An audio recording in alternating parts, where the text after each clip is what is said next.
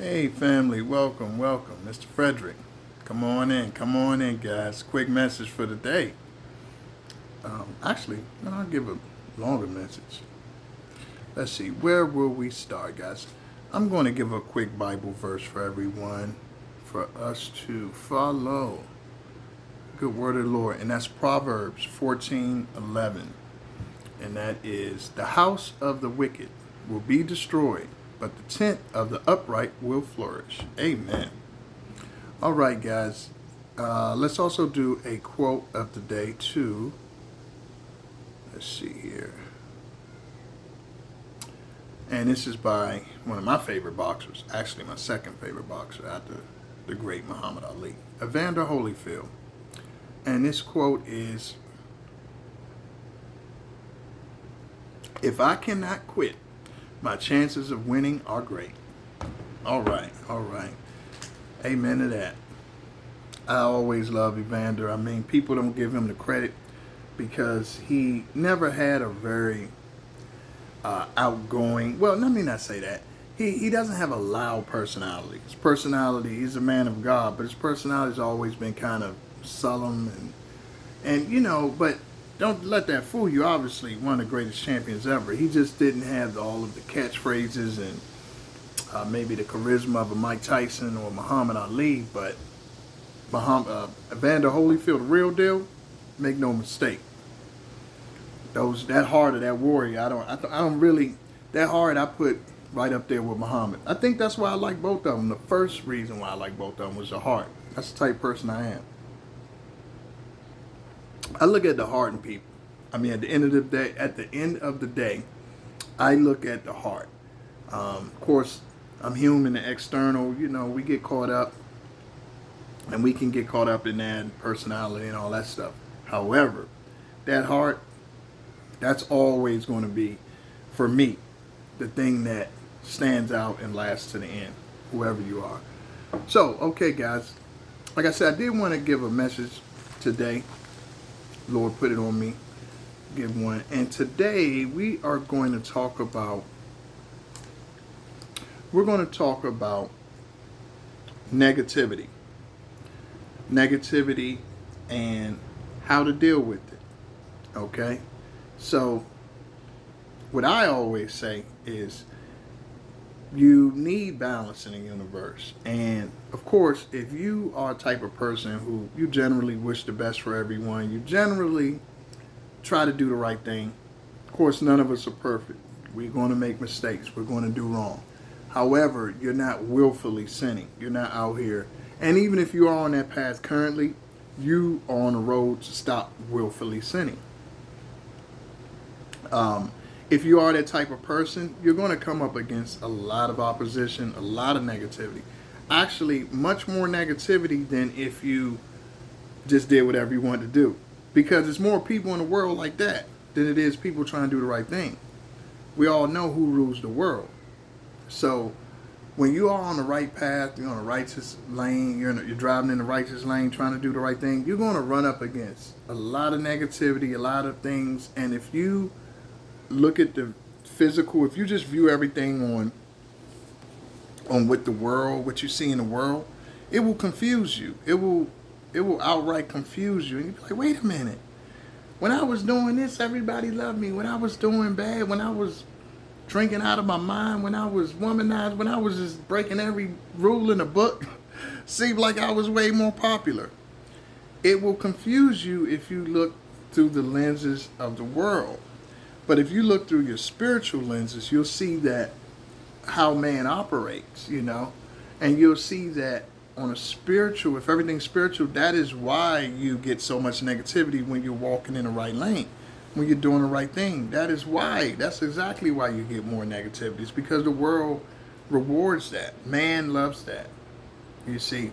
And when you understand that through your endurance, you'll be rewarded in the end, like Matthew 10:22.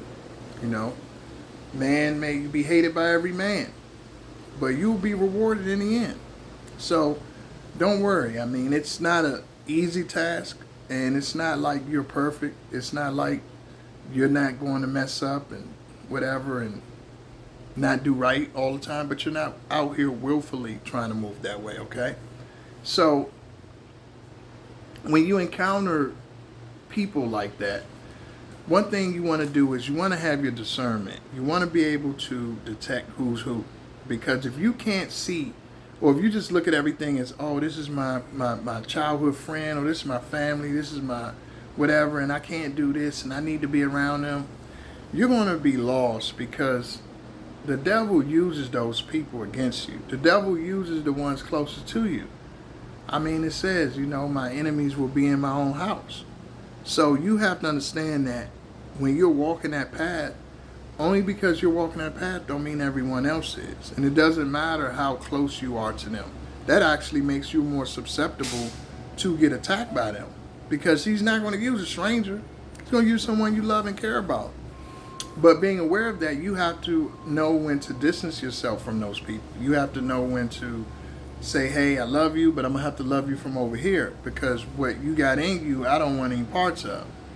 Not that you hate them, not that you despise them, it's just that you have to protect yourself. When you're doing God's work, the devil will jump into anybody to get to you. Anyone. He'll jump into the gas station attendant. Anybody. And you have to be conscious of that. And you don't take it personal. It's a spiritual thing. It's a spiritual warfare going on. So understand, no one's going to look out for you better than you. No one in this world is going to look out for you better than you. And God is in you. So there you have it. Another thing is, distance yourself from, disrespect. Understand your triggers, because that's what the devil's going to try to do too. He's going to try to, if you're a person of integrity, you're a person of honor, respect, you think highly of yourself, you have respect for yourself. He's going to try to use people, anybody, but people maybe that you care about, to try to disrespect you. And you might not understand it, like, wait a minute, I did this, that. Forget all of that. If they disrespect you, if they don't honor you, get them away from you. Simple as that. No explanations, no excuses for them. They either get on board or or bye-bye. I mean, you don't need to sit around and explain and all of that, explaining yourself to people. They know what they're doing. And if they don't, they need to learn. But it's not up for you to waste your energy on trying to explain your honor. You don't try to explain your honor to anyone. You honoring yourself. You don't need to explain that. If they can't figure that out, that's their problem. They'll figure it out eventually. Because guess what? Oh, let me close this, guys. I wanted to get some air, but if they can't figure out that, what your boundaries are, and that you're not going to tolerate disrespect, you're not going to tolerate certain treatment. If they can't figure it out through you, guess what? They're going to figure it out somewhere else. It's not your job. You're not this. You can't do everything, okay? You can only do one thing at a time. I mean, you could do different things, but your job is not to be a teacher of someone who never wanted to go to school. You understand? Someone who doesn't want to be a student, you can't teach. They're going to skip class. They're going to ignore you, be doing spit bombs and throwing paper, making paper airplanes during the class. It's not for them, and that's fine. And you have to understand that when you're on this walk. You have to understand it's not for everybody. People going to dislike you. They're going to not be on your program. And the reward for that is distance. Another thing I want to talk about, beware of people that joke and laugh at your disrespect, or at your failures, or at any sort of derogatory thing about you. They laugh at it, like and they always cloak it as a joke. No, it's not a joke. It's one way they try to bring you down and all that kind of, insecure, narcissistic stuff. It's their little way to throw little jabs at you and see what you'll take and all of that. As soon as you see it, cut it off, get them away from you. You don't have time for that, family. We too old for that. Playing those little games and we're insecure people, low vibration. We don't have time for them. We don't need to explain nothing to them. You just bye. Just buy it. Get on, man. Gotta take that somewhere else, you know. Take it to somebody who's buying it. Okay? So remember, with all those little jokes, anything, or like I said on the other video I gave you guys, if you see people that that when you're disrespected or hurt or treated wrongly or something that bother you, if you see people that convince you or try to convince you, oh, it's no big deal, you're too sensitive, leave that alone. Don't trust that person. Leave them alone. And the reason they're doing that, or they get mad at you defending yourself, it's a reason behind that. The reason they're doing that is because they're doing something to you. And they're trying to kind of groom you for when you find out what's up with them, which you probably already know.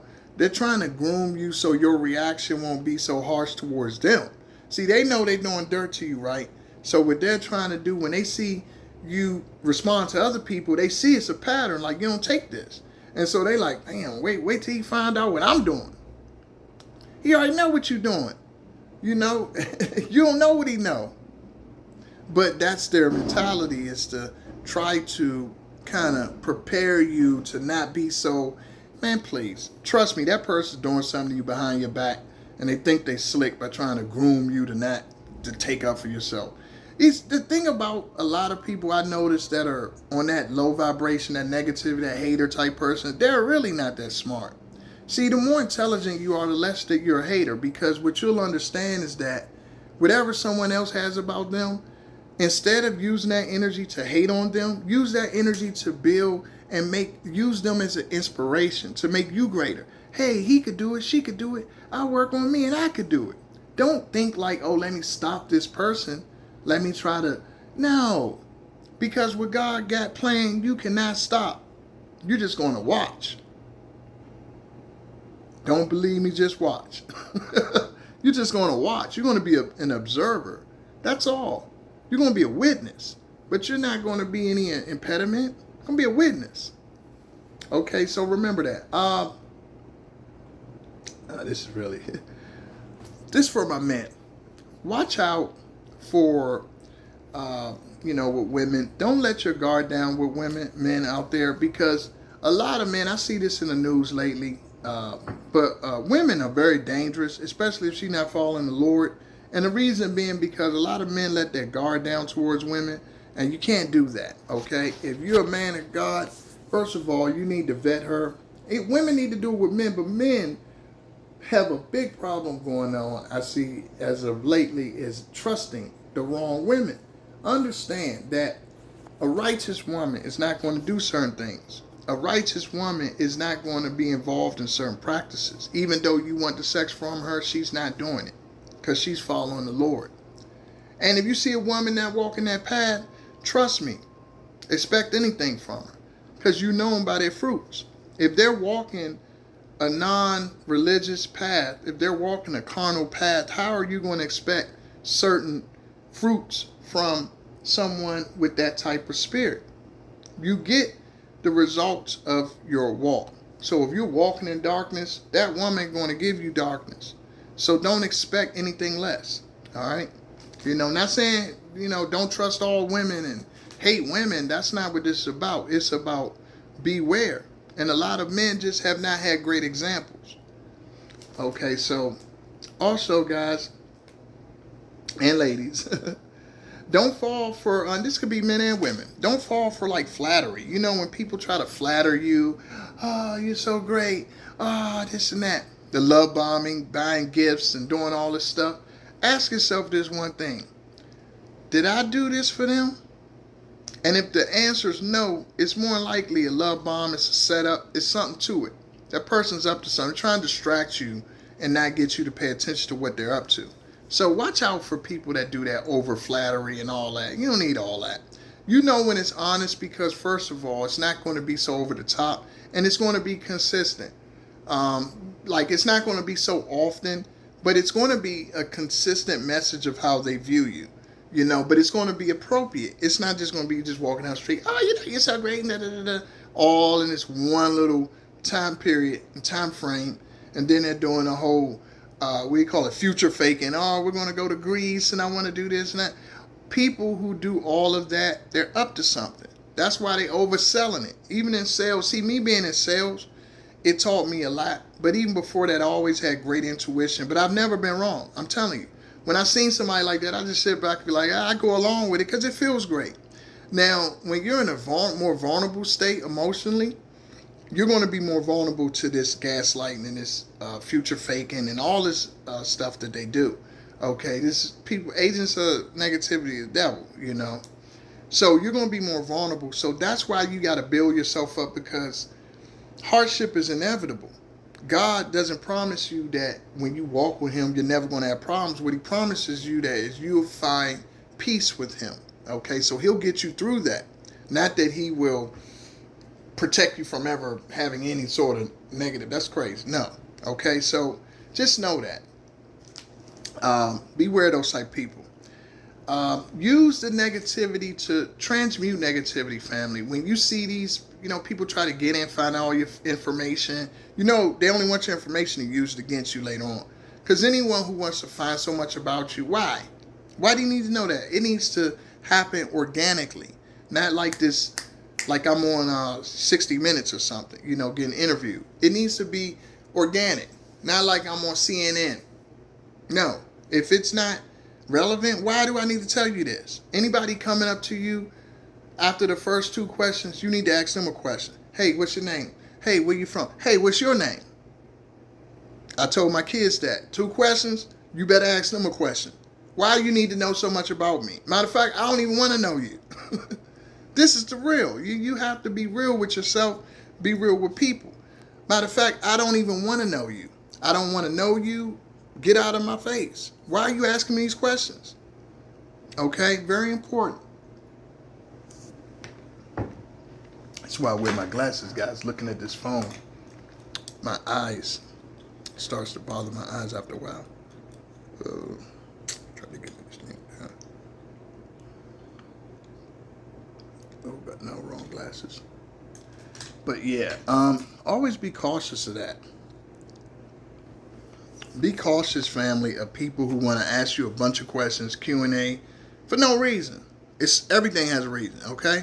So it's not they're just asking you for kicks and giggles. No, they're up to something, all right? And they don't deserve access like that. And someone who's really about you, they don't even think like that. They don't even want to know all of that yet. Like, okay, let me find out as we know each other, as you earn that type of vulnerability with me. Can I trust you? Why do you want this information? And again, God beat the devil. So remember, these people aren't going to be the sharpest tools in the drawer. What it is they prey on your kindness, your good heart, your openness, your vulnerabilities. That's it. They're not using like rocket science to get you. Negativity usually comes low vibrational, and it's usually a very base emotion of jealousy, envy, some sort of dark, something that's just not highly intelligent. Because if you're highly intelligent, God beat the devil. So I don't need to be on this team. So obviously, I don't care about no paperwork you have. Your spirit ain't smart if you're working for that team. Another thing you need to understand, God's going to give you different messengers to deal with negativity. He's going to bring different people, different walks of life, different types of looks, different languages, different places they're from. But the spirit is of God and giving you messages. Hey, watch out here. Hey, this do this, do that. And so that's why you always have to pray for an open mind, so you don't have that closed mind of, oh, this person doesn't look like me, this person don't talk like me, I don't care about nothing they're saying. No. That don't mean that person wasn't sent from God to give you a protection, okay? So remember that. Understand different messengers. What else I wanted to talk about here? It's almost like, if you think about it, remember, see, when God sends you messengers, he's sending you messengers to protect you, to help you, to guide you, okay? When the devil sends people, it's to set you up. It's for your downfall. So I think about, if you think about the movie Harlem Nights, when Eddie Murphy, the character Quick, I forgot her name, LaRue, or Jasmine Guy played the character of the girlfriend, the mobster's girlfriend he sent over there to get with him and stuff. Perfect example. That's how the devil works. He'll send someone with something that you have, okay? Something that you desire. Remember, desire makes slaves out of kings. Patience makes kings out of slaves.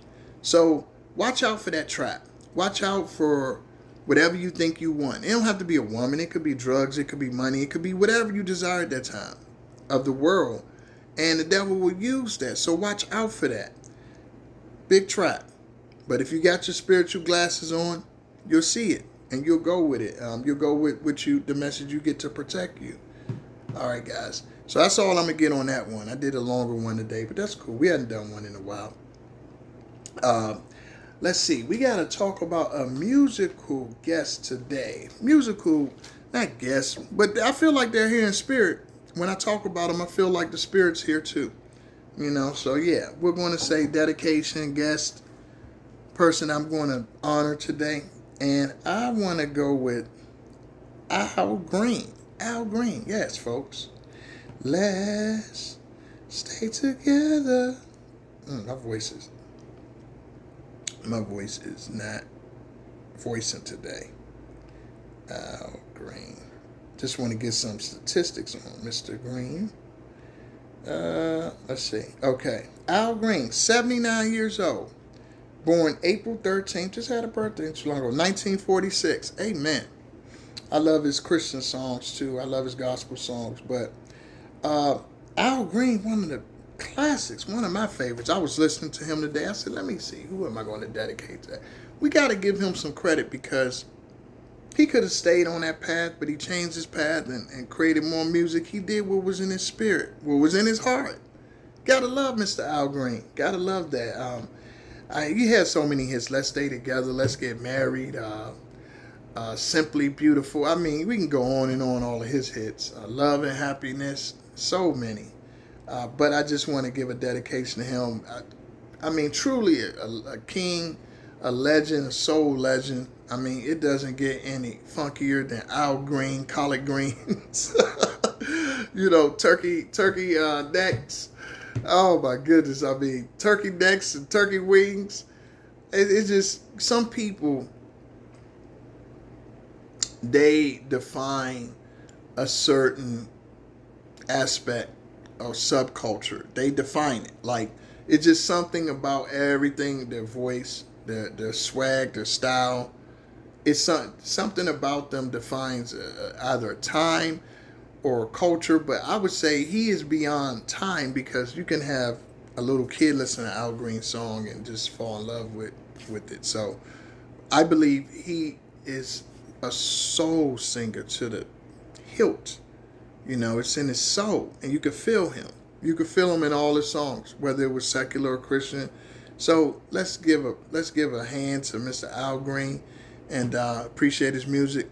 And put in the comments, guys, one of your favorite Al Green songs. I know I have a whole bunch, but you know, put in the comments what you like best about Al Green.